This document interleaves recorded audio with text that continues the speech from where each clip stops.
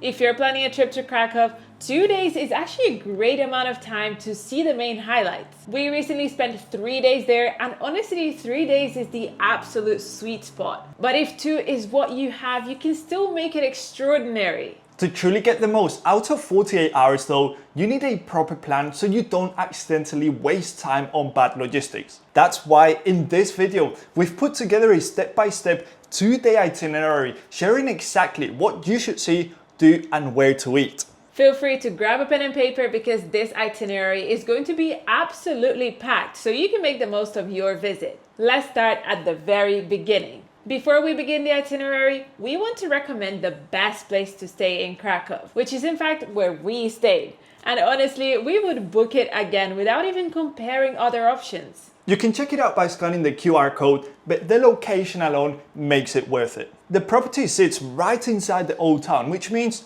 most major landmarks are just minutes away on foot. For example, the main square, just 2 minutes walking. For 2 nights, we paid around 85 euros, and since we visited during the off-season, we were even given a complimentary upgrade. I know during peak season it's a bit more expensive, but so are all other hotels in the area, so it's still a great choice. That being said, if you want something slightly different but equally nice, we also highly recommend a spot called Art Boutique. This is a beautiful modern hotel located just on the edge of the old town, which means it's a bit cheaper, but it's still an incredibly short walk to get to the main attractions. We've linked both hotels in the description if you want to check availability and prices for your dates. Otherwise, feel free to email us for specific recommendations. Now let's dive into day 1. There is one route every first-time visitor should walk because it secretly tells the story of Krakow as you go. And it starts right here. Begin your morning at the Barbican and St. Florian's Gate. These are 2 landmarks next to each other. For centuries, this was the main entrance into the medieval city, and walking through it today still feels like stepping into Krakow for the very first time. Most people just rush past this, but we recommend taking your time. While you can step inside the Barbican, it's worth knowing that access is seasonal, so it's not always open. The entrance fee is just over 5 euros, but in all honesty, we wouldn't call it essential, especially if it's your first time in Krakow and your schedule is quite tight. From the Barbican and St. Florian's Gate, you'll naturally walk onto Florianska Street, one of the most famous streets in the city. It's lined with cafes, small shops and historic facades that immediately set the tone for how stunning the old town is. For reference, this is a street where the first hotel we recommended is located, so it should take you less than 2 minutes to reach the first landmarks on this itinerary. At the end of the street, the space suddenly opens up onto the main market square. Dating back to the 13th century, it remains one of the largest medieval squares in Europe. In this square, there's a lot of things to do, starting with Cloth Hall, which is the building in the middle. Back in the day, it was a major hub of international trade, but today you'll find many businesses here, from restaurants and cafes on the outside to independent stores inside selling local goods and souvenirs. If museums interest you, there are 2 worth knowing about from the outside of the Cloth Hall. One is the Gallery of 19th Century Polish Art, which has an impressive collection of paintings and sculptures. The other museum is the Rynek Underground Museum, which has medieval remains beneath the square. Both of these have free entry on Tuesday, but you need to collect tickets in person. Otherwise, you can book tickets online on the other days. This is actually a common practice across many museums in Krakow, each with their own designated free day. So it's always worth checking the official website before your visit. At the main market square, there's another landmark that immediately draws your attention: St. Mary's Basilica. It stands out not just for its impressive architecture, but for its 2 uneven towers. This is one landmark we highly recommend stepping in. For around 4.50 euros, you gain access to what is widely considered one of the most breathtaking interiors in Krakow, and we are not even exaggerating. St. Mary's Basilica is also known for a tradition.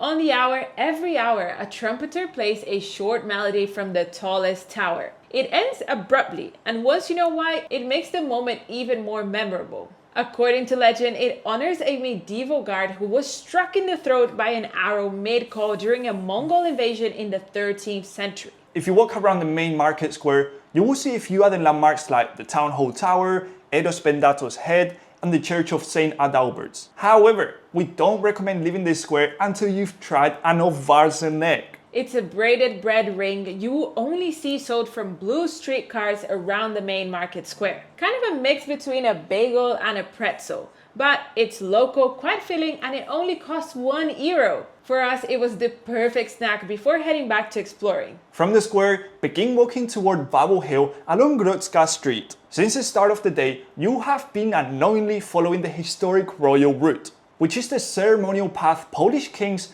once took when entering the city before their coronations. This route connects three symbolic centers: St. Florian's Gate, the main market square, and Wawel Royal Castle. For Wawel Royal Castle, we recommend setting aside at least a couple of hours. Wawel isn't just a castle, it's one of Poland's most important national landmarks. For centuries, monarchs lived here, ruled from here, and many were later buried in the cathedral beside it. For the castle, we'd actually recommend this guided tour. It is quite a big complex, and you can spend hours trying to take everything in, and it may still sound confusing. This guided tour lasts around 2 hours and includes the entry tickets and an expert guide, so you won't have to worry about anything, and you'll probably get a more insightful experience. If you'd rather go on your own, you can explore the courtyards for free, which we'd highly recommend doing. And to enter the buildings, you need to be aware that tickets are sold separately. You can visit royal staterooms, treasury collections, and sections of the cathedral. So choose based on interest rather than trying to see everything. From the castle, if you walk toward the river, you will come across beautiful views of the river and the famous Wawel dragon statue, which breathes real fire every few minutes. This is something that we found quite impressive and felt surprisingly dramatic and hot in person. By now, you are definitely feeling hungry, so we recommend looking for a bar mleczny, which translates into milk bar. These are traditional Polish eateries known for serving hearty, traditional food at very accessible prices. One place we personally tried while walking along the river is called Florian, a great easy stop if you want to try classic pierogi in a local atmosphere without drifting too far from the center. But if you'd rather not spend time searching for where to go next, we have created a Google Maps list with over 100 locations across Krakow, including landmarks, local restaurants, rooftop bars, and so much more. It will generally save you hours of research, and you can check it out scanning the QR code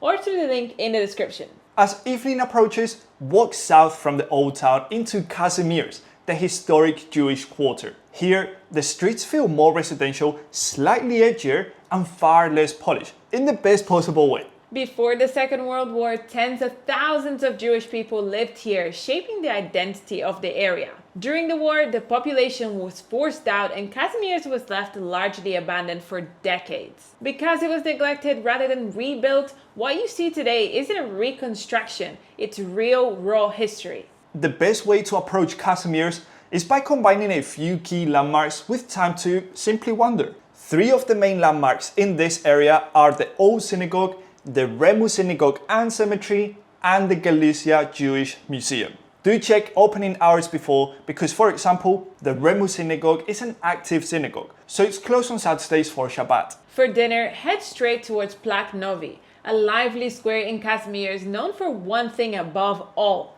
Zapiekanka. It's a classic Polish street food dish made with an open-faced baguette, typically toasted with mushrooms, cheese, and whatever extra toppings you choose. It's quite affordable and the portions are huge. To end your first day in Krakow, check out one of the rooftop cocktail bars in Kazimierz. Several have incredible views overlooking the old town.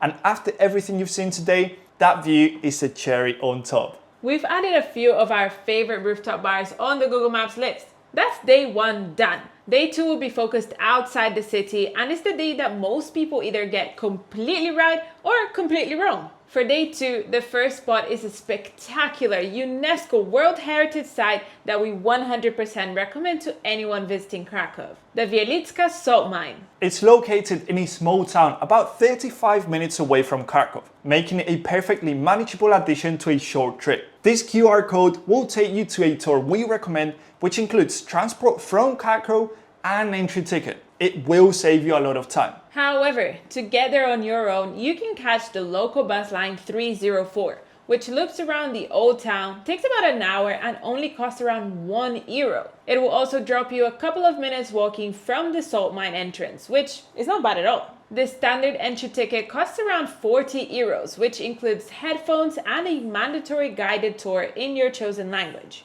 But remember that for roughly €10 more, you can get a transfer both ways from Krakow with this guided experience. The actual tour lasts about 2.5 to 3 hours, taking you deep into a spectacular underground world of tunnels, chambers, and stunning chapels carved entirely from salt, including the famous chapel of Saint Kinga. As well as the salt mine, on day 2, we proposed 2 different options for the other half of the day, which will completely depend on your interests. You can choose between visiting the Schindler Museum or taking a trip to Auschwitz-Birkenau. If you choose the Schindler Museum, it is located just outside the old town, in the original building where Oskar Schindler ran his enamelware factory. You can easily walk there from the center. Rather than focusing solely on Schindler himself, it tells the story of Krakow during the Nazi occupation through immersive, thoughtfully curated exhibits. Realistically, you will want to plan around 2 hours here and book tickets in advance, as it's one of the most visited museums in the city. Standard entry is around €14 with free entry on Mondays, don't forget. However, reading the reviews, we saw that many comments mentioned how much better it would have been with a guide, since there is a lot of information. That's why we've left the guided tour we recommend in the description. The second option instead of the Schindler Museum is the Auschwitz-Birkenau. Because of its global historical significance, the tours get very busy and the official website recommends booking at least 2 months in advance, especially if you want an English language tour. But don't stress, because I checked for the next week and there are a few spots left. Not many though. The full tour takes just over 3.5 hours and costs around €35 for the entry ticket alone. To get to the site independently, you will need to catch a train from Krakow Glovny, which takes around an hour and a half and costs around €5 each way. Overall, you are looking at roughly 1 hour 30 minutes to 2 hours commuting each way. If your choice is to do the salt mine and the Auschwitz on the same day, there is actually a smart little logistical trick that makes it work. Instead of trying to navigate public transport schedules independently, which can be a nightmare on a tight schedule, you can book a guided tour that includes transport and tickets for both destinations on the same day. It costs around €115, but when you break it down, tickets, transport to both sides and back to Krakow, and the time you save not navigating public transport, it's generally worth it on a 2-day trip where every hour counts. We've left a link in the description to the combined tour we strongly recommend, and honestly, the thousands of positive reviews alone show exactly why it's worth it. Once you arrive back to Krakow, which will be quite late, enjoy some free time, maybe relaxing at the hotel or revisiting any of the areas that you enjoyed one last time. Although, as a last recommendation, you should check out this square. It has the big letters that spell Krakow, and there are a few restaurants scattered around. We'd love to know if you found this video helpful, and if you have any questions about Krakow, drop them in the comments. Don't forget to check all the links in the description, like the video, subscribe, and if this video saved you time or money, you can support our independent channel through the link in the description. Thanks for watching, and for more videos about Krakow, click one of the videos on screen.